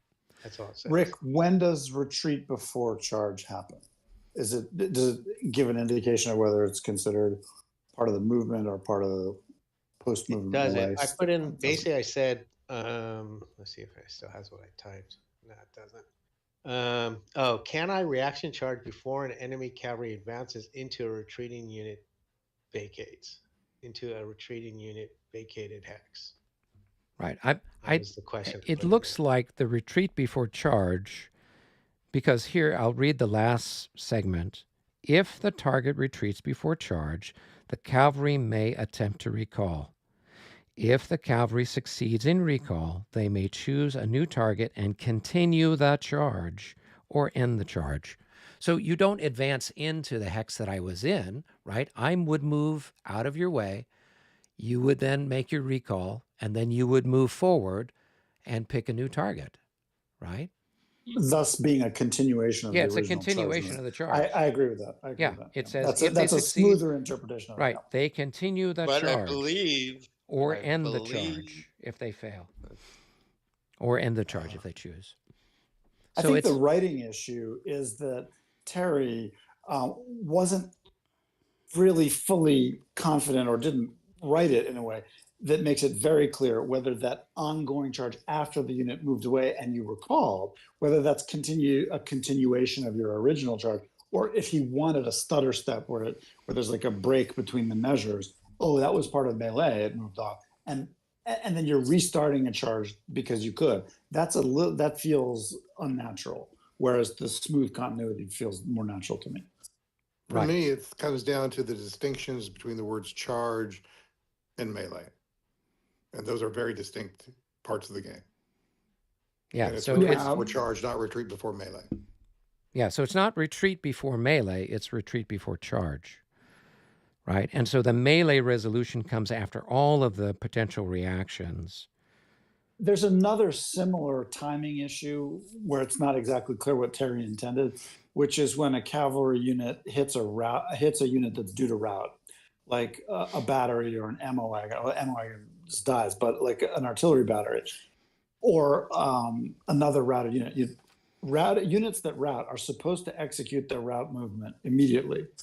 But depending on exactly how you read through these questions, these stutter stepping questions, it could potentially be him trying to create an algorithm where if the unit's going to rout, you move up to it. And because it's a cavalry charge, instead of immediately routing away, you wait until the melee segment and the rout happens during the melee segment.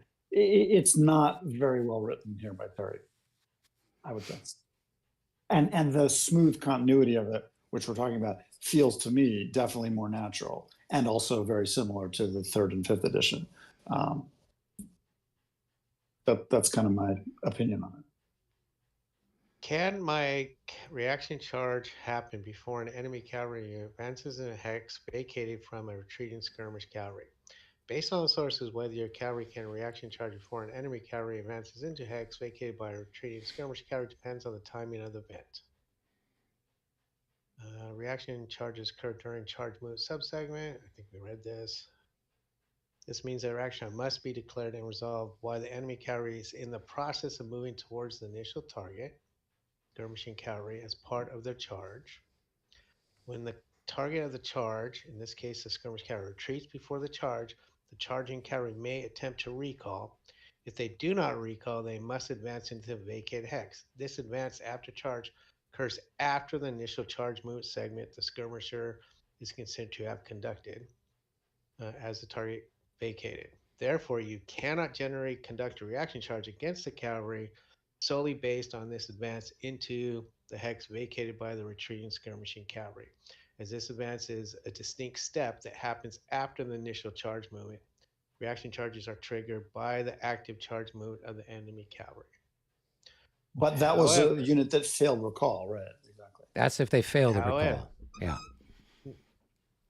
However, it is possible for your cavalry could have attempted a reaction charge earlier if the charging enemy cavalry entered your cavalry's reaction charge zone during its initial charge movement towards the skirmishing cavalry. This would have occurred before the skirmishers retreated and before the enemy cavalry subsequently advanced into the vacated hex. Additionally, you should consider opportunity charges. The cavalry advance in the vacated hex triggers your opportunity charge zone, 2 hexes. So yeah, there's that. Well, why don't I roll to see if the guy even opportunity reaction charges anyway, right? Otherwise, it might all be moot. So here we go. Well, we should have done that half an hour. Yeah. So he goes in. So what would happen is, so even if we keep things right where they are, you've got to move your guy towards me, right? The charging one goes first. If at this point you've done that, I've recalled. Now I don't have to continue then, supposedly, for what else was being read there, and then you don't have a reaction. I do have a reaction because you're within 3, right? The reaction pulls the attacker to halfway. Yeah. No, but if I recall and don't charge. The white Right. unit, the white cuirassier is within the reaction zone, and the defending unit just rolled a reaction morale check. So that pulls the incoming cavalry, because it's already inside the reactions. It pulls it to halfway point. Right. So even if I were here still, right, and we're saying I didn't retreat before combat or a retreat doesn't happen, your guy has to move towards my reacting cavalry, which Still means gonna this pull guy it. still has to get squeezed out. He's gonna do his retreat anyway. You would move forward. Actually, he would stay there, and it would pull the attacker off to the east Sideways. in the sideways. This way. The attacker will reorient to face the reaction charge and move one hex and then stop. No. I think what David is saying is, as soon as he retreats, David now has to make a recall roll. If he's successful, he can recall. If he fails, he has to advance into the hex. No, if he fails, he pursue. has to follow the Cossack.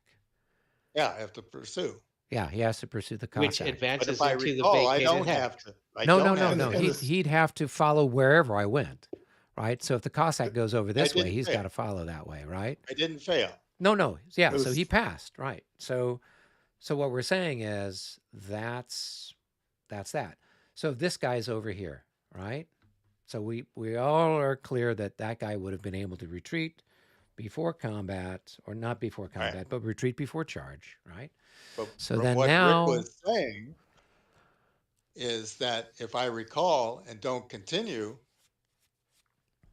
you have no reaction. That's what it reads. So yeah, so if you end the charge right now, right there, yeah. There's a reaction. No, there's a reaction because you're within the reaction You're zone. in the zone, and You're in the you zone. were in the zone to start with. Yeah, Reaction before- charge occur before- during the charge movement subsegment of the phase when the cavalry is conducting charge movement. This means that a reaction charge must be declared and resolved while the enemy cavalry is in the process of moving towards its initial target as part of their charge.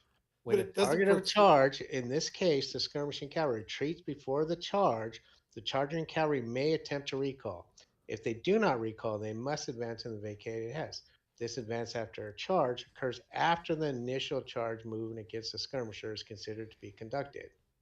Right. Therefore, So Let's try you it this way. cannot generally Let's- conduct a reaction charge against the enemy cavalry solely based on their advance into the vacated retreat. Let's try it this way. What if the Cossack hasn't retreated yet? The white charging cuirassier just moved where it is. The Cossack's back in its original location, and a reaction charge is declared. So Okay. now there's a now upon making the morale check, now the attacking unit has to turn and go face the reacting cavalry. It gets pulled off before it engages the Cossack. So the charging unit would have to move one to the right and get stopped in the zone of control. Then the reacting unit closes the distance. And then, Right. There's no Eric- retreat before combat because the reaction charge pulled it off before it Correct. really threatened the Cossacks. and Eric comes in here and he occupies this hex. Yes. Let's Because do he's that. doing it during the No. movement. That's during movement, yeah. So he moved in. He was trying to get the Cossacks. Reaction comes off the hill. Golitsyn gallops down the hill. De France swerves to meet the reaction, and they encounter each other in the valley. Yeah. I'm not there sure why and they can't there. retreat before charge and reaction charge simultaneously. And just a minor note is that the white cuirassier would have to rotate to face the incoming charge because it can't go sideways. It has to rotate. Oh, you mean David's guy? Okay. Yeah, it has to turn to this charge. Okay. All right. So we have that. Now it's melee. Now the Well, now but the- he's now the got to do second- his other. second charge goes. Second Yeah. charge goes. Yeah. And the attacking initiative is on the Russians in that. Okay, so this one, right? But now, You're the attacker. You'll be the attacker in that melee. now, Eric will be the attacker. In that melee. okay, cool. All right. So at this point, At this point, I'm going to do this one first. right now, can this guy here form up?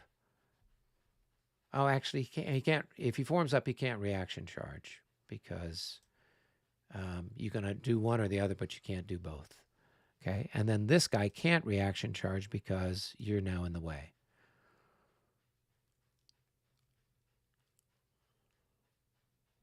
If I'm looking at this all correctly? Yeah, that's what I would. Okay. Cool. All right. So, which one are you going to do? This one here? Cool. I'll do that one first. All right. So I need to make a morale check. I will have a -3 for being disordered and -6 because you are Lancers. And I rolled a 55. So I will deliver some fire. Do I get the die roll for the odds moving as well? Or is that only if I'm Yes. good? Okay. Yep. So let's roll for that. A 5. So it'll shift it 1 in my favor. And then I'm going to have probably 8. Yep. So it's a 1-to-1 shot. 33 is a miss. Okay. Whoops. I don't know what happened. Suddenly the whole thing shifted. Okay. So you've got, you're going to have what, 9 plus 4? Yeah. Okay. So you're going to have 13. I've lost a little bit, so I'm probably at 11. So we're like at 1-to-1, but then it's shifted to 1 to 1.5. Well, you're halved. Oh, you're right. I'm disordered. Okay. So let's see. So if we say 11, so we're at, say, 6. 6 to your 13. So you're at a 2-to-1 shift to 1.5-to-1. So go ahead and roll. A 21 is going to be a AD1. So the attacker is going to disorder, retreat 1, lose an increment.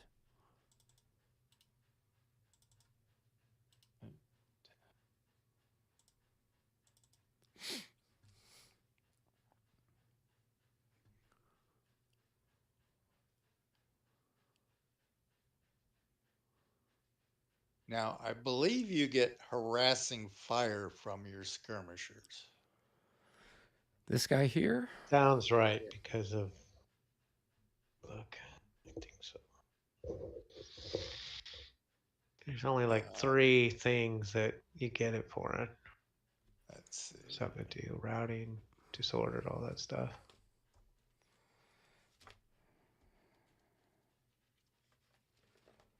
Which one do I want to go in?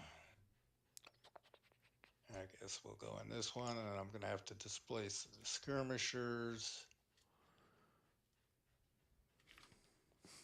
The disordered unit would probably displace, right? Not the skirmishers. Skirmishers stay where they are, and the disordered unit displaces further. Did I grab the wrong one?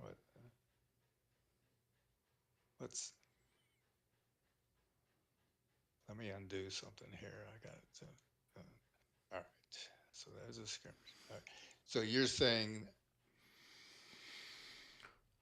skirmishers are in good order, but and when you do a displace, it's the unit in worse order that gets pushed out. Harassment's 12.10.7.1. So actually, okay. So if the skirmishers, if he's going to displace, I'll move him back this way then. Yeah. Sum of the number of skirmish zones exited gets the sum of the basic defense factor of the same hexes modified by the type of unit that is retreating.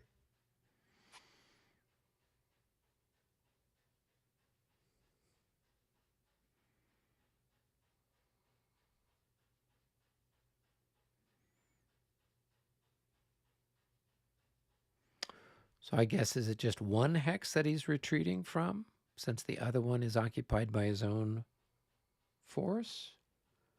Or is it 2? Probably 2.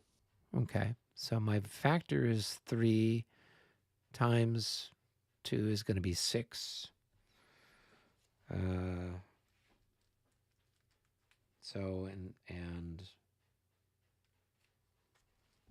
is it just 6 to 8 then, or is there some other thing? It's there's a defensive value that's in there somewhere too. It's really obscure. Yeah, I It's one don't of the think I've ever things done I this haven't. one. It's one of those things I haven't figured out. What what paragraph was that? It starts at 12.10.7.1. 12.10.7. Okay, example. And it's like, since they're clear, the defense is like 2.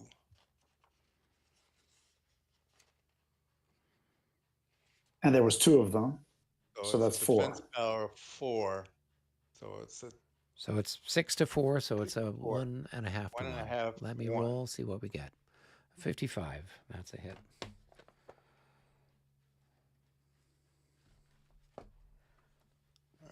A skirmish value of 4, which translates in a harassment attack of 12. Where? Okay, so that's this guy here. All right, so he's good. So he's back down to now. He's Should have 2 hits on him. yep. Which I'm trying to increment. You take a There it morale is. check from the harassment hit? I would guess, because Yeah. you take it from all Yeah, hits. probably Yeah. so, yeah. So, and let's see if we route away. Boom. Yes, we probably do. Well, he's disordered and sure he's we half do. dead, but he's got And the yeah. leader there, so yeah, he was probably going to rout. Yeah. So the skirmish value was what of your unit, Eric? 6.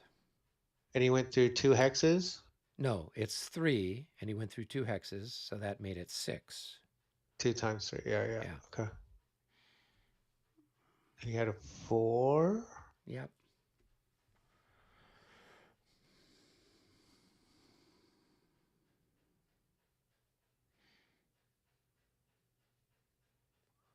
So 1. I don't know why there's a modifier +1. So there would be a 5.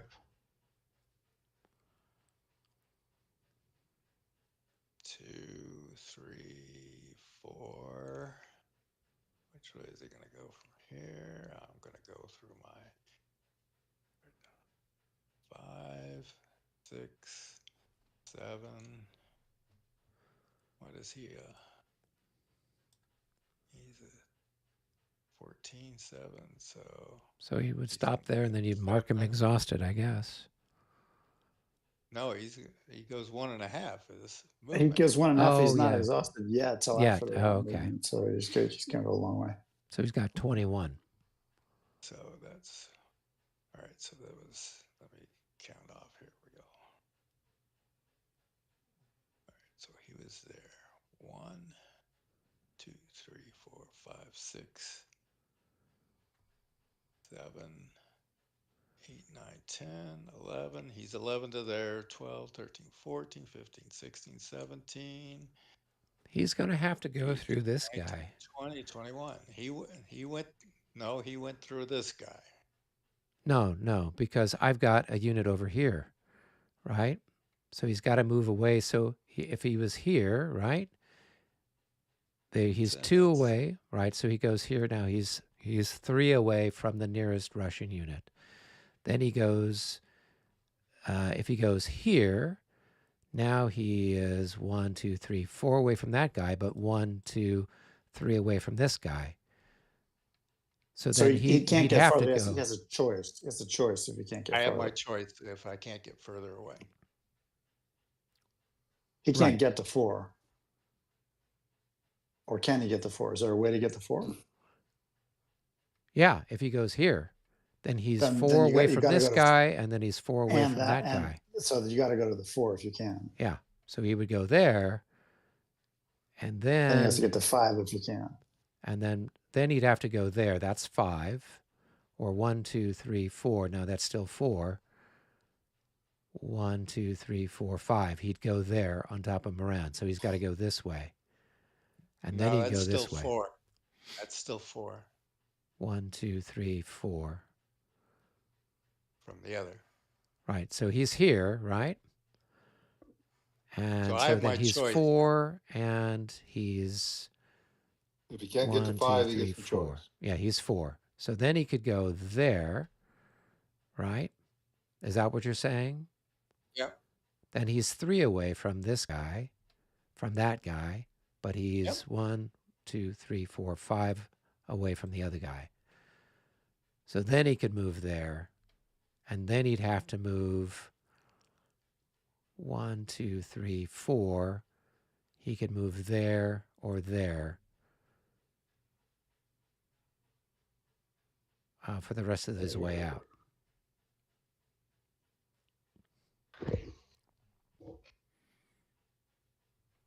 I'll So- move over his own guy. Yeah.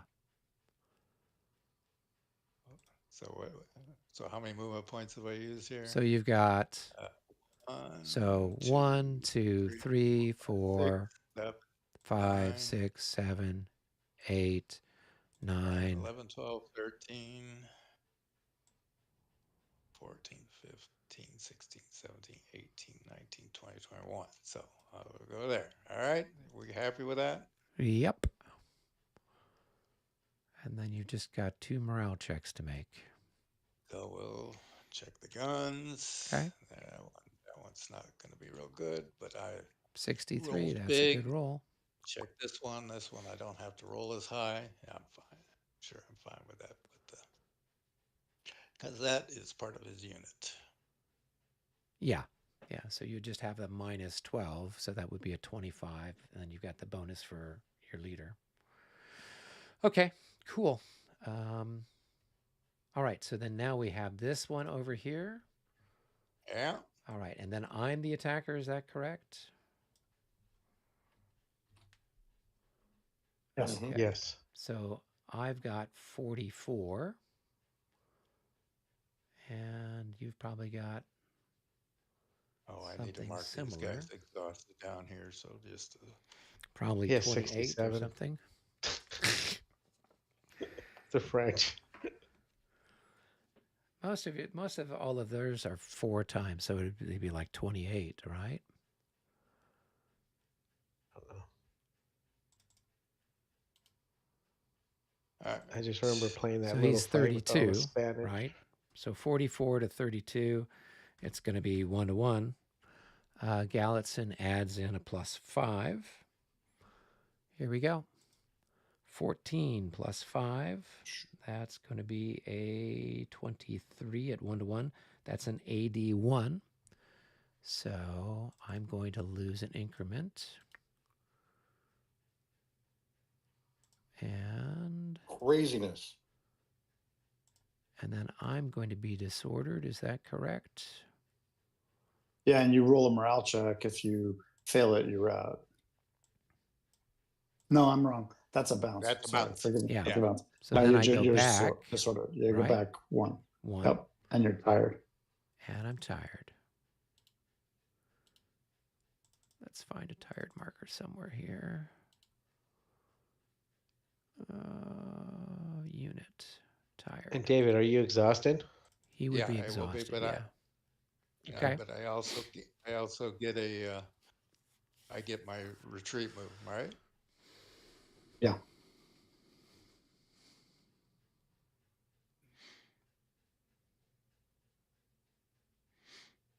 Two, three, 4. Let's go back to there. And I'm exhausted.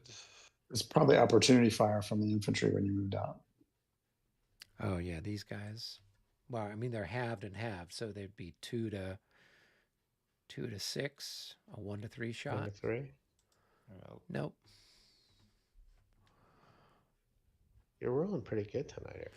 Hey, when you're hot, you're hot. When you're not, you're not. all right, so I'm exhausted. I'm not saying anything because usually you're hot against me, so I'm not saying Well, I'm getting them all out of my system now. Before you Am get to I punching. disordered? Are you disordered? I don't think so because you didn't Why? advance into the hex. You Okay. just you stood off the countercharge and maintained order. Yes.